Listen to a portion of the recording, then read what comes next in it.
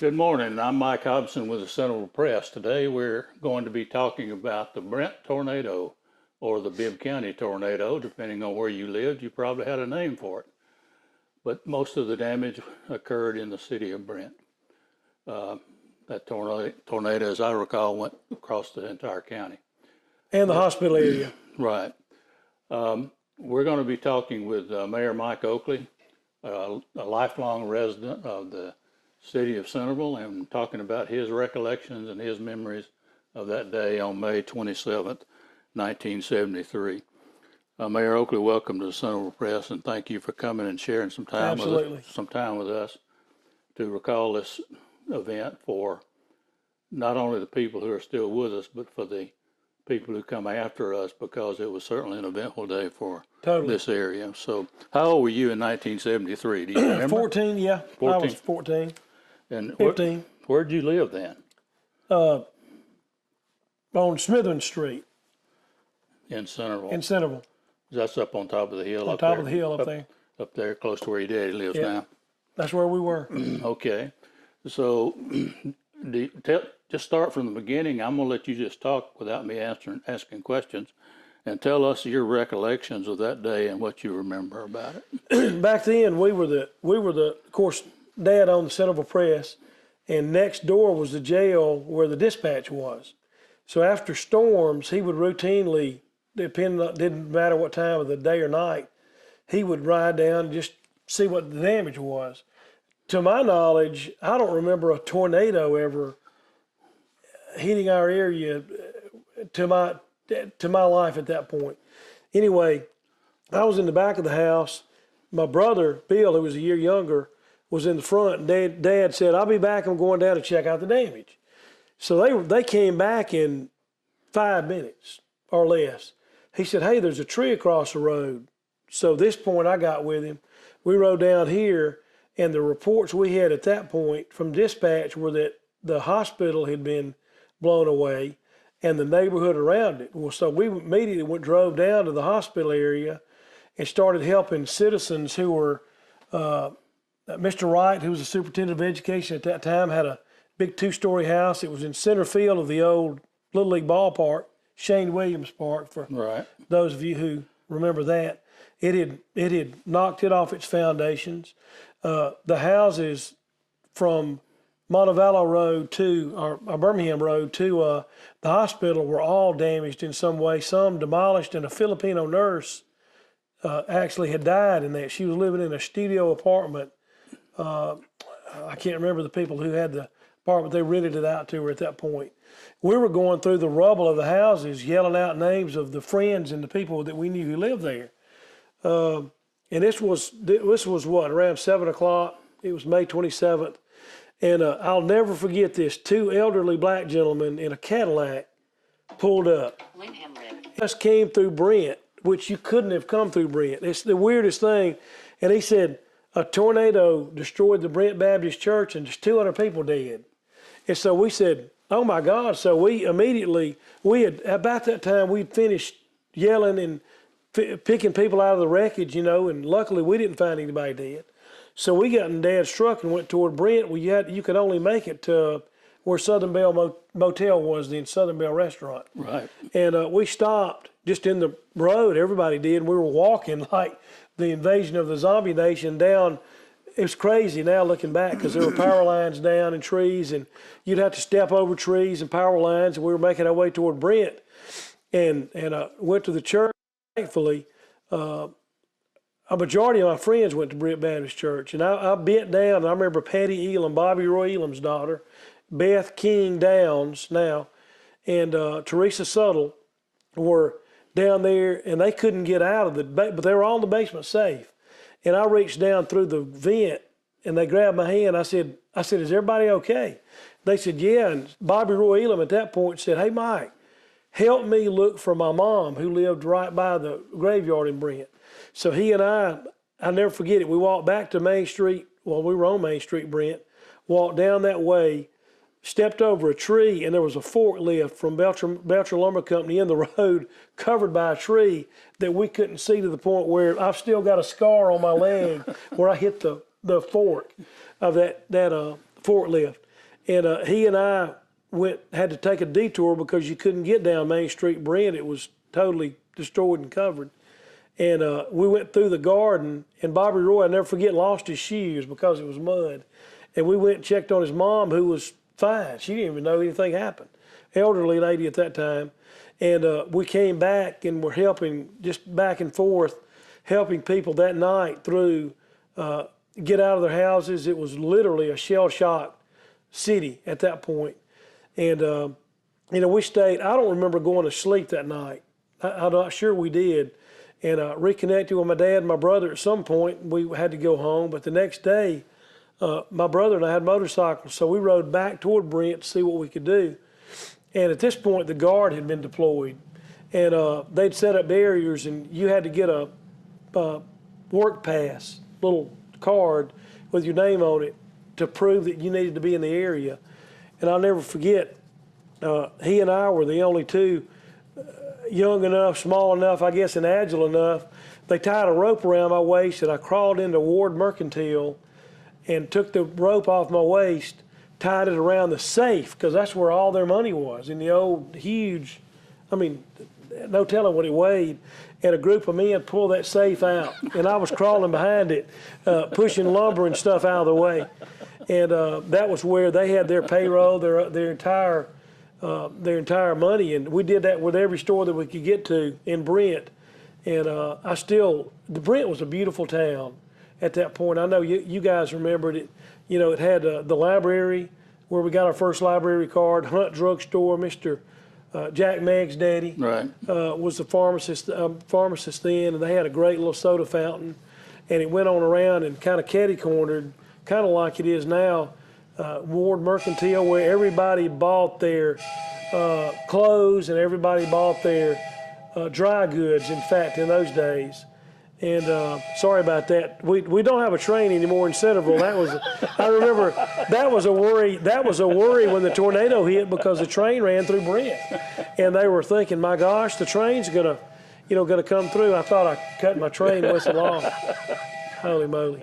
It's still coming. It's still coming. Okay. Anyway, that was and so a number of us young kids and adults got work passes to go, and we spent the next, my gosh, because school was literally out at that point, and so a bunch of us kids that were in school basically had jobs that were unpaid, going cleaning up Brent. Right. And the mystery of that night, though, was how those two elderly gentlemen got through Brent to report that the Brent Baptist Church had been hit and 200 people were killed. I'll never forget that. And we thought, my gosh, I know y'all know Jerry Powell.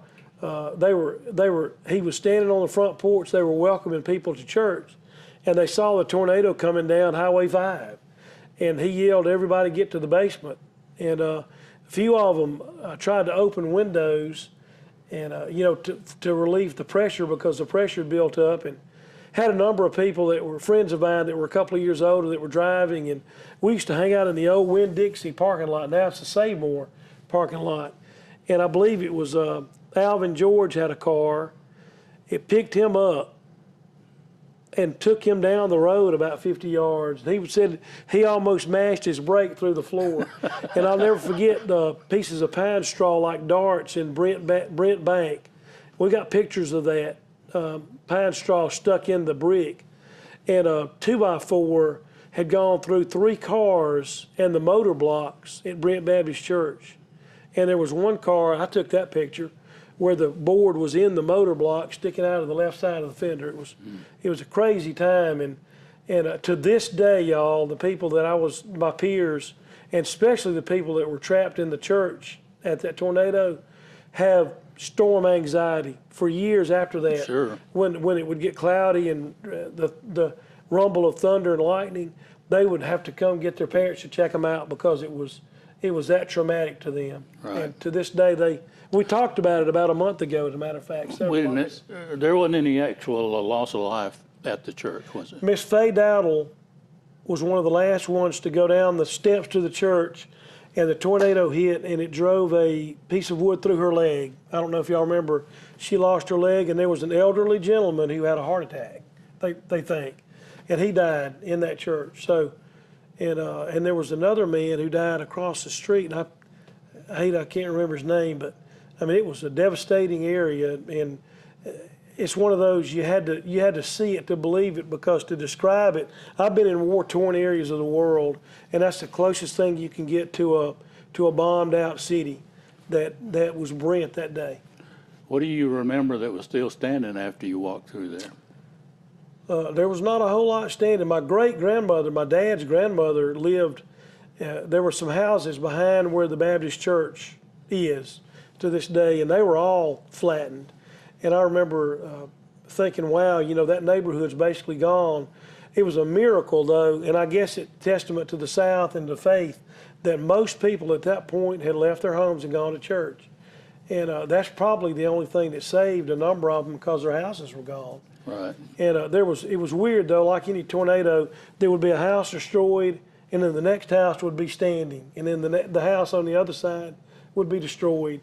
And it went all the way back almost to the elementary school, to Brent Elementary, which was a wooden structure then, and beautiful old church, old school. But not many structures were standing. I remember one of the hangouts for everybody was Brent Service Station. I don't know if y'all remember that. Sure. It was just a little service station by the railroad tracks. Joe Patridge owned it, and all of us kids would hang out there. We'd drink sodas and work on bicycles and motorcycles and shoot the bull, and that was standing. There was some damage around it, and the bank building was standing. That's still standing today, being used by Cahaba Medical now, but it was standing, but it had damage, like I say, pine straw, and it was the weirdest thing. Shards of pine straw were sticking in like darts. It was the strangest thing. And, but there was not much standing in that immediate area, and you immediately saw that the town of Brent was gone. That was the shock for most of us. Well, I think Dr. William Owings, his house on one side of the Brent church is still there, and it was within 100 yards of the church site. My grandfather's house is on the other side of the church, and it missed his house, and that house is still standing. Yeah. So it's still Crazy. in Brent. Crazy how that happened. It really is. Well, I haven't researched the total number of injuries or deaths that occurred in the county. You mentioned a lady. I think there were two. Miss Faye lost her leg. There was a man who had a heart attack, and another man who, and I'm not sure if it was, and I can't remember at this point if it was storm related or health related, like caused a heart attack or something. But there was the other man, I think, who died. Well, you mentioned one lady, a Filipino nurse, near the hospital. Were there any other injuries or deaths in Centreville? No, they were all, she was the only one that I can remember. She lived in a studio apartment above a garage that somebody owned over in the little neighborhood, you know, between Birmingham Road and the hospital that looked a lot different than it does today. And in those days, we were literally, the Oakley family, and there was John Brasher was the photographer then. Nice young man. He had a Lincoln Mercury Capri, and he was going to go to the weather station and just do a story on how the weather station reported and picked up storms, and that every news station used to use. They would say from the Brent-Centreville radar. Right. You know, if some of y'all are old enough to remember that. And John was there when the tornado hit the station and blew the windows out of that Lincoln Mercury Capri that I bought from him later on. But in those days, we were literally the only ones with cameras. People had Polaroids and stuff like that and the little brownie things, but we were literally the only ones with camera. We were the official police photographers. If there was a death, suicide, wreck, drowning, we would be called. One of us would be called to go take pictures of that. And so we basically documented from the start of that night to the finish. And I know there was that edition of the press, there was in fact, the time clock in the front of the press stopped at the exact moment, I think, that the tornado hit. And that was one of the superimposed images that my dad and John Brasher put on the press, and that won a lot of national awards for for storm coverage and being on the scene. And Lord, we were in the scene. You know, really, I remember that as being the craziest thing. Right. That night. Everybody, and it was like everything that happens here. You know, 2 years ago we were hit by the tornado, and before you could get out of your house, people were saying, "What can I do? What do you need help with?" That's the same sense spirit. of purpose that we had then. Right. The hospital that you mentioned, there was damage in the area. Was the hospital itself seriously damaged? Do you recall? Missed the hospital. Missed the hospital entirely. Did. So that's why we still have one hospital, I suppose. It really is. Right. And that was the weirdest thing, because the reports, you know, when something like that happens, it's a wild scene, and the dispatcher had been told that the hospital had been destroyed, but actually it was the neighborhood around it. And then the two guys that came through said Brent Baptist Church had been destroyed, but it was actually the town around, and the church had been destroyed. I mean, it literally had been, and had they not been in the basement, there would have been a large loss of life. Right. So up here on Town Square around the courthouse, no damage up here? There were some trees down in neighborhoods, and I remember when my dad and my brother left Bill that night. It was right at, and in fact, if I'm not wrong, I had a watch, and I looked, and it was right at 7 o'clock, and it was storming, you know, raining a little bit, and then all of a sudden the wind picked up, and I remember looking out the window, and it was like a big whoosh, and the trees laid down, and then came back up, and I thought, gosh, what a wind, you know, but it was a tornado passing through. Right. And apparently lifted before it got to the town of Centreville proper, but boy, it was a crazy day for Brent. Yeah. Well, what do you recall about the recovery period, or getting things back to being able to actually live, go to work, get in and out of Centreville and Brent? What do you remember about that? It took probably about a week to get the debris cleared, so you could even get from when then Twix and Twain. I'm sorry. Well, there was damage kind of along the way where the old Walmart was, Winn-Dixie then, and a little bit, and then it got worse as you got toward Brent. But it took about a week to clear that road out, and it took heavy equipment. Of course, people showed up in pickup trucks and chainsaws, and started that night to clean the debris. But there was a lot of, like I say, that huge forklift from the lumber company had been blown into the middle of the Highway 5, and covered by trees so much that you couldn't see it. I know that's hard to imagine, but we never even saw it as we stepped over the tree limbs trying to pick our way through to find out where we were, because, of course, there was no power. It was dark, and you couldn't see much of anything. You could hear sporadic yells for help through that night, and then the recovery period really started within 30 minutes of the tornado hitting and leaving. And I remember, I think, that there were people saying another one's on the way, and I believe there was another one that came through Greensboro that did not follow that same path. But I remember people yelling, "Take cover!" Another one's coming. But it probably took about a week to clear the road enough where you could drive through. Mm-hmm. And of course, we all do it. But everybody that was within watching distance of television or listening of radio came to Brent to see the damage. They would, so that was a problem.